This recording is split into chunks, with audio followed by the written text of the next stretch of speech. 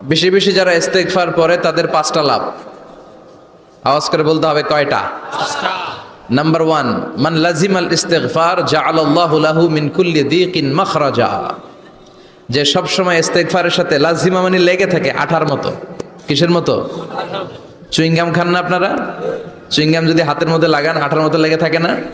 বাচ্চারা আবার দুষ্টামি করে চুইংগাম খেয়ে আরেকজনের চুলের মধ্যে লাগায় দেয়, আছে না নাই? তখন সরিষার তেল দিয়ে ছুটাইতে হয়, তাই না? তো মান লাজিমাল ইস্তেগফার, যে ইস্তেগফারের সাথে আঠার মতো লেগে থাকে, সে পাঁচটা জিনিস পায় জীবনে। চিল্লায় বলেন না কয়টা? 1 নাম্বার, জাআলাল্লাহু লাহু মিন কুল্লি দীকিন মাখরাজা। সব বিপদ থেকে তার উদ্ধার করে কে? আল্লাহ। আমাদের জীবনে বিপদ আপদ আছে না নাই? আছে। কম না বেশি? বেশি। কত বিপদ, কত ধরনের বিপদ। যে কোনো সময় দুর্ঘটনা হতে পারে, রোড অ্যাক্সিডেন্ট, আছে না নাই? আছে। যে কোনো সময় গুম হয়ে যেতে পারেন, আপনারা খুঁজে পাবেন আপনার স্বজনরা। যে কোনো সময় ক্রস ফায়ারের মধ্যে পড়তে পারেন, ঠিক কি না?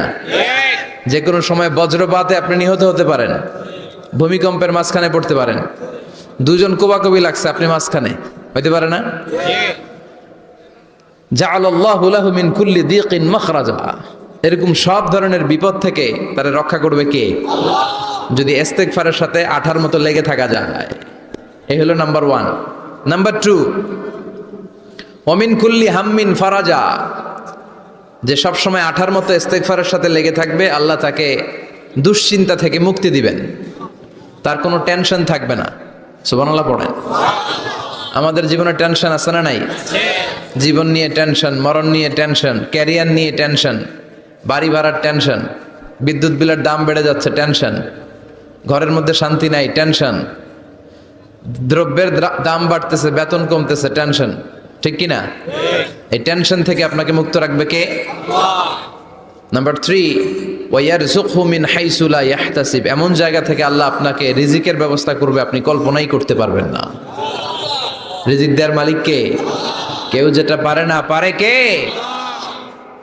এমন জায়গা থেকে তিনি রিজিক দিবেন, আপনি কল্পনাই করতে পারেন না। আপনি হিসাবই করেন না যে এখান থেকে কিছু রিজিক আমি পাবো, কিন্তু আল্লাহ ব্যবস্থা করে দিয়েছে। সুবহানাল্লাহ পড়েন। 4 নাম্বার, যতক্ষণ ইস্তেগফারের সাথে আঠার মতো লেগে থাকবেন, আল্লাহর কোনো শাস্তি আপনার উপর আসবে না।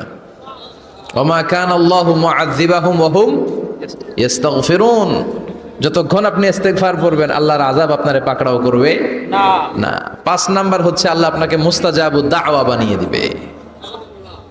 মুস্তাজাবুদ দাওয়া মানে এমন ব্যক্তি, যেই ব্যক্তি দোয়া করা মাত্রই দোয়া কবুল করে কে? আল্লাহ। সবসময় ইস্তেগফার পড়তে রাজি আছেন তো? আরব বিশ্বে আমরা যখন পড়াশোনা করতাম, তখন দেখতাম যে রাস্তাঘাটে বিভিন্ন জায়গায় আজকারগুলো, আল আদইয়াতুল মাসুরা, মাসনুন দোয়াগুলো তারা লিখে রাখতো, যাতে মনের অজান্তেই তাদের চোখ ওই সাইনবোর্ডে পড়লে তারা যেন ওই দোয়াগুলো পড়তে পারে। রাস্তার মধ্যে লেখা থাকতো সুবহানাল্লাহ, আলহামদুলিল্লাহ, আল্লাহু আকবার, লা ইলাহা ইল্লাল্লাহ। আপনি উঁচু কোনো জায়গায় উঠবেন বা লিফটে দিয়ে উপরে উঠবেন, সিঁড়ি দিয়ে উপরে উঠবেন, ওঠার সময় বায়ে লেখা আল্লাহু আকবার। কারণ হাদিসে এসেছে ইদা সাইদনা কাব্বারনা, আমরা যখন উপরের দিকে উঠতাম আমরা পড়তাম আল্লাহু আকবার। ওয়া ইদা নাযালনা সাব্বাহনা, আর যখন আমরা নিচের দিকে নামতাম আমরা পড়তাম সুবহানাল্লাহ। এজন্য হেঁটে হেঁটে কিংবা সিঁড়ি দিয়ে কিংবা লিফট দিয়ে, এলিভেটর দিয়ে আপনি যখন উপরের দিকে উঠবেন, কি পড়বেন? আওয়াজ করে পড়েন, কি পড়বেন? আর নিচের দিকে নামলে কি পড়বেন? এই তাসবিহগুলো পড়ে পড়ে জিহ্বাটারে ভিজিয়ে রাখার দরকার আছে না নাই? আমরা যেন আল্লাহর জিকির আর শুকর দিয়ে আমাদের হৃদয়টাকে, জিহ্বাটাকে সিক্ত করে রাখতে পারি। আল্লাহ তুমি তৌফিক দাও। ফরজ সালাতের পরে বিশ্বনবী তাসবিহগুলো পড়তেন, আমরা পড়তে চাই না। আল্লাহ রাসূল সাল্লাল্লাহু আলাইহি ওয়াসাল্লাম সালাম ফেরানোর পরে পড়তেন আল্লাহু আকবার, 3 বার পড়তেন আস্তাগফিরুল্লাহ, আস্তাগফিরুল্লাহ, আস্তাগফিরুল্লাহ, সুবহানাল্লাহ 33 বার, আলহামদুলিল্লাহ 33 বার, আল্লাহু আকবার 33 বার, লা ইলাহা ইল্লাল্লাহু ওয়াহদাহু লা শারীকা লাহ, লাহুল মুলকু ওয়া লাহুল হামদু ওয়া হুয়া আলা কুল্লি শাইইন কাদির। আয়াতুল কুরসি পড়তেন, লম্বা লম্বা অনেক দোয়া করতেন। এগুলো আমরা করি না, আমরা ছোট্ট একটা মুনাজাতের জন্য পাগল হয়ে যাই, তাই না? আসসালামু আলাইকুম ওয়া রাহমাতুল্লাহ, আসসালামু আলাইকুম ওয়া রাহমাতুল্লাহ, আল্লাহুম্মা আমিন বিরহমাতিকা ইয়া আরহামার রাহিমিন, তাই না?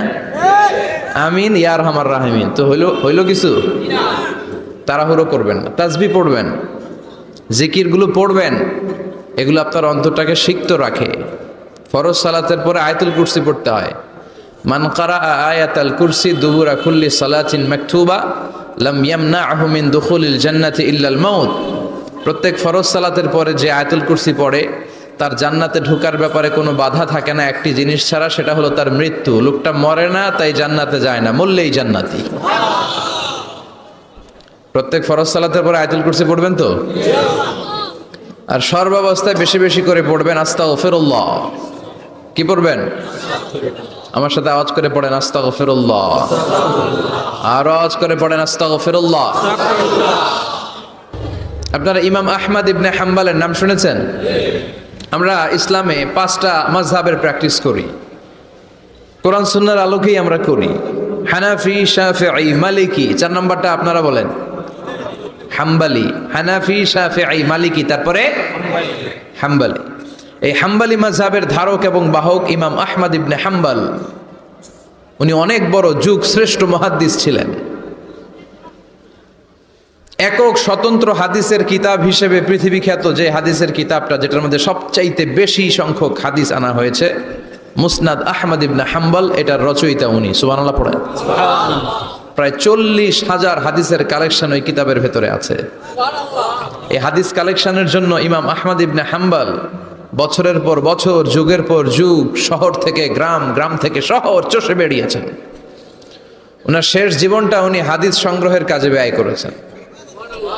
একবার এক সফরে তিনি রাত্রিবেলা বেরোলেন।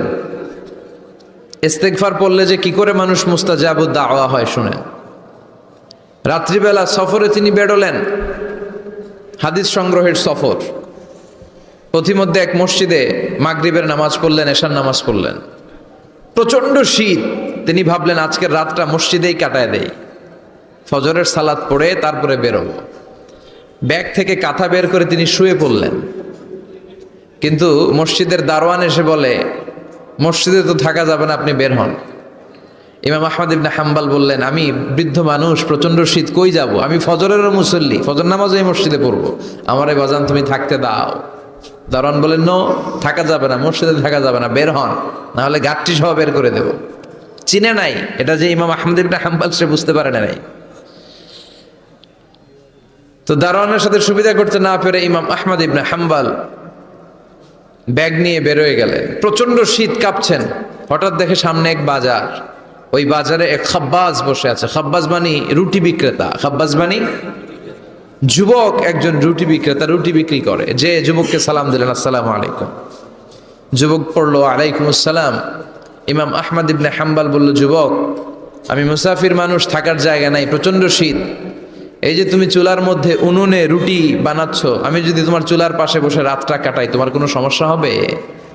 যুবক বলেন, নো, কোনো সমস্যা নাই। আহলান ওয়া সাহলান ওয়া মারহাবান বিক, খোশ আমদেদ, সুস্বাগতম, আসেন। আপনি আমার চুলার পাশে বসে আগুন পোহালে আমার সমস্যা কি? আসেন, আসেন, বসেন, আপনি মুরব্বী মানুষ। ইমাম আহমদ ইবনে হাম্বল আল্লাহ শুকরিয়া করে চুলার পাশে বসে শীতের রাতে চুলা থেকে তাপ নিচ্ছেন, আগুন পোহাচ্ছেন। আর তিনি দেখতে লাগলেন যুবক আটা দিয়ে রুটি বানায় আর পড়ে আস্তাগফিরুল্লাহ, রুটির খামির বানায় আর পড়ে আস্তাগফিরুল্লাহ, গোল গোল করে খামির দিয়ে দলা বানিয়ে সাজিয়ে রাখে আর পড়ে আস্তাগফিরুল্লাহ। রুটি বেলুন দিয়ে বলে এটারে চুলার ভেতরে ঢুকায় আর কি পড়ে? পড়ে আস্তাগফিরুল্লাহ। ক্রেতা আসলে ক্রেতাকে রুটি দেয় আর পড়ে, ক্রেতার হাত থেকে টাকা নিয়ে ক্যাশ বক্সে রাখে আর কি পড়ে?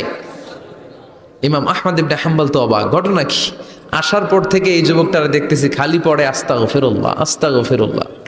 তিনি কৌতূহল বশত বললেন, যুবক, মা লাকা ইয়া শাব দাইমান তাকরাউনা আস্তাগফিরুল্লাহ।